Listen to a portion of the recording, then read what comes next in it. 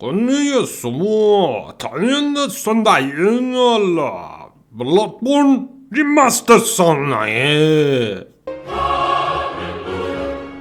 Take my breath away.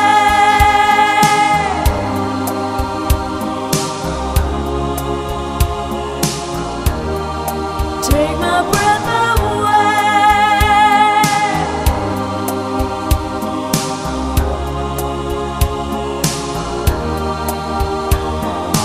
Watching, I keep waiting, still anticipating love.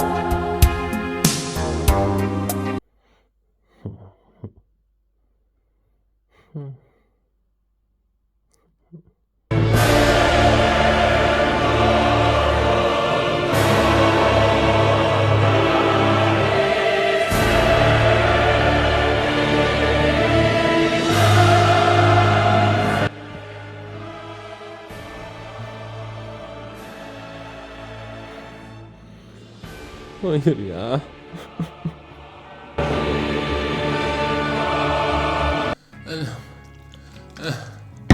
Hadi. Allah yardım edin. Yardım edin, yine yok. Yine yok.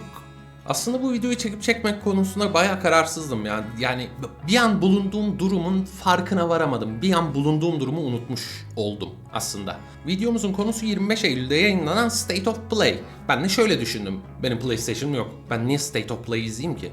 Ama işte unuttuğum durum şuydu. Ben artık YouTube'da içerik üreten birisiydim. O yüzden bunu izlemem gerekiyordu. Tamamen profesyonel yaklaşmam gerekiyordu. Profesyonelliğin dibine vurdum arkadaşlar. Dibine. Son yayınlanan State of Play'ler oldukça sönük geçiyordu bana göre. Ama bu yayınlanan, en azından en sonunda gösterdikleri video böyle bir aklımızı almayı başardı açıkçası. Asıl sürprizimizi videonun en sonuna bıraktım. O yüzden sonuna kadar dayanmaya çalışın arkadaşlar. Gelin oyunlara başlayalım hadi. State of Play'de ilk olarak açılışı Astrobot oyunuyla yaptılar. Astrobot'a bir tane ücretsiz add-on tarzında bir şey getirecekler. Ücretsiz DLC de denebilir buna. Hani 5 tane speedrun level'ı koymuşlar, eklemişler. 10 tane yeni bot eklemişler. Astrobot'u bilmeyenler için şöyle söyleyeyim.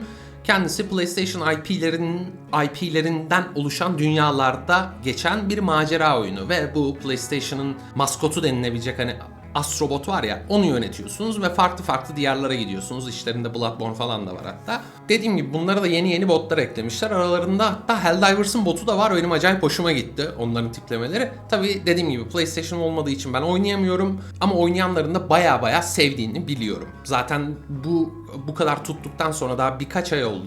2 ay bile olmadı hatta, yanlış hatırlamıyorsam. Daha yeni çıktı bu oyun. Ve şimdiden yeni içeriklerin sözünü vermeye başladılar. Bu işte ücretsiz add-on diyebileceğimizde 2024'ün sonbaharında, yani şu an bulunduğumuz mevsimde gelecekmiş. Tabii ki de Sony tutunca böyle bir şey hafiften sağmaya başladı. Ücretsiz yayınladılar şimdi. Bakarsınız ileride 3 tane remaster'ını yaparlar. Kim bilir.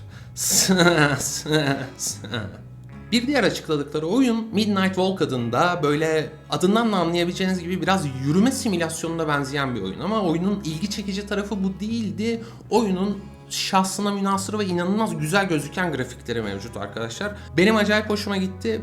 Bunu hem VR'a hem PlayStation 5'e çıkaracaklar. Oynamayı isterdim. Çıkış tarihi şu anda belli değil ne yazık ki.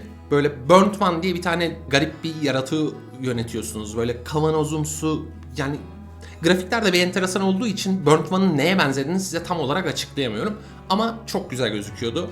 Geçelim bir sonraki oyunumuza. Bir başka açıklanan oyun Hell is Us adında. Böyle post apokaliptik bir dünyada geçiyor. Post apokaliptik olduğunda etrafınızda dolanan bir tane drone var. Drone'la birlikte atak yapabiliyorsunuz vesaire. Buradan anlıyorsunuz. Oyun biraz Souls-like türüne benziyor. Bunun da çok güzel grafikleri var. Zaten PlayStation'a çıkardıkları her şeyi bir güzel grafikle bir güzel sunuyorlar. Şimdi Pro'da geliyor ya zaten.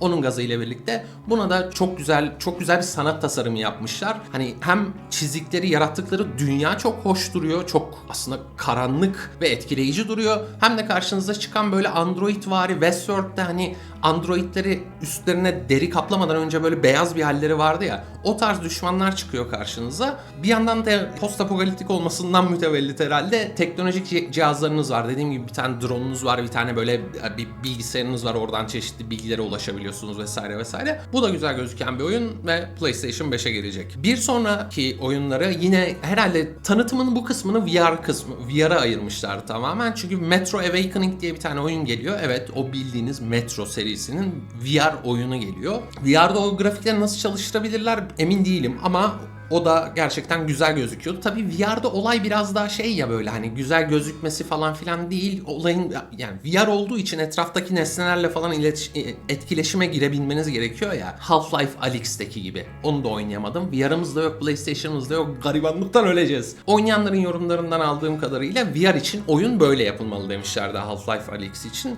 Hani bu Metro Awakening'de Half-Life Alyx'in birazcık yakınına yaklaşabilirse çok tutar gibime geliyor. Metro Awakening'de 7 Kasım 2024'te oldukça kısa bir süre, yani bir ay bile yok, çıkışını yapacak VR'a. Bir başka oyunumuz da Arcade Chronicles denilen bir oyun. Şimdi Arcade adını belki duymuşsunuzdur. Zamanında bir tane MMO vardı, Arcade Online diye. Daha sonra böyle buy to play değil de neydi o? Pay to win bir hale geldikten sonra oyunun sunucularını falan kapattılar diye hatırlıyorum. Zaten Güney Koreli Kakao Games firması yapıyor. Arcade Chronicles garip bir şekilde, bu da Souls-like'a benzettim ben bunu açıkçası. Bunun da grafikleri inanılmaz güzel gözüküyor. Yine de yakın zamanda çıkan Wukong'taki gibi efektleri çok güzel yapmışlar. Bütün ekranı efekt yapmışlar falan filan böyle. Dediğim gibi Souls-like'a benziyor.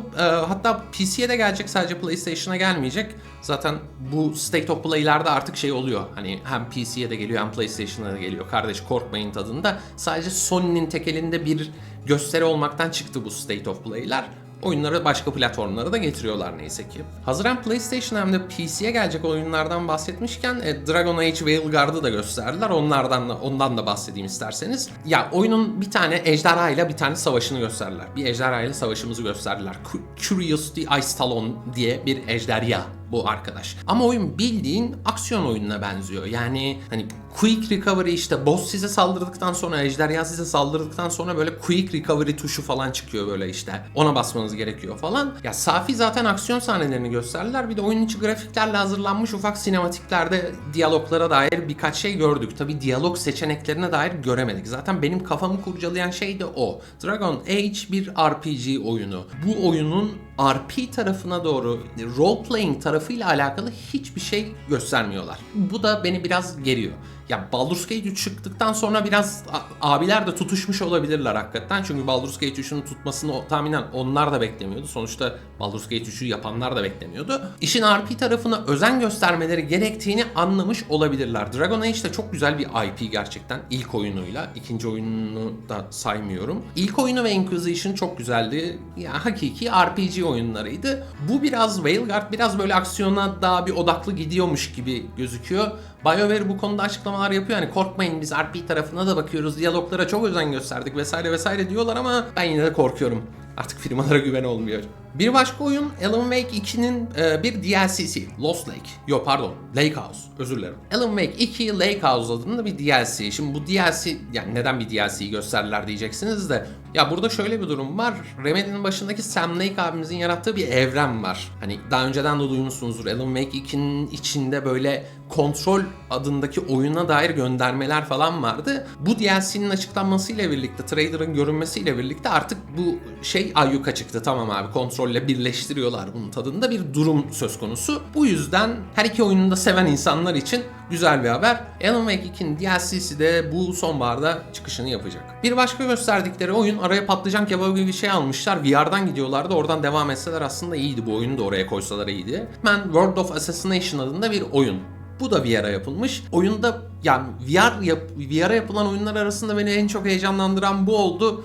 Çünkü direkt Hitman abimizi böyle çift silahlı gördük. Zaten direkt böyle hani only dual wield tarzında bir açıklaması falan, bir yazı geçiyor böyle. Ben Max Payne çıktığından beri bu çift tabanca muhabbetinin hastasıyımdır. Bunu da görünce ulan be dedim. Güzel olur hani, yani acaba Hitman'daki gibi milleti tutup böyle başka yerlere atmak, çöp tenekesinde taşımak falan filan var mı merak ediyorum. Bunu da VR'a hazırlıyorlar. İlgilenenlere, daha doğrusu VR'ı olanlara duyurulur. Bir diğer oyunsa bunun geçenlerde haberini de yapmıştım, hatta bayağı da heyecanlanmıştım. Legacy of Kain adında bir seri var. Legacy of Kain dediğimde ben artık ortaokulda falandım herhalde. Bayağı eski bir oyun. Ortaokul lisedeydim. Yıllar geçti ve bunun remaster'ının yapılacağına dair bir tane böyle minyatürün altında bir yazı görmüşlerdi. Aa dediler, Legacy of Kain'in remaster'ı geliyor. Ki hakikaten geliyormuş. Açıklamasını yaptılar ama şöyle bir sıkıntı var. Bu oyun bir remaster'dan öte böyle HD texture pack gibi bir şey.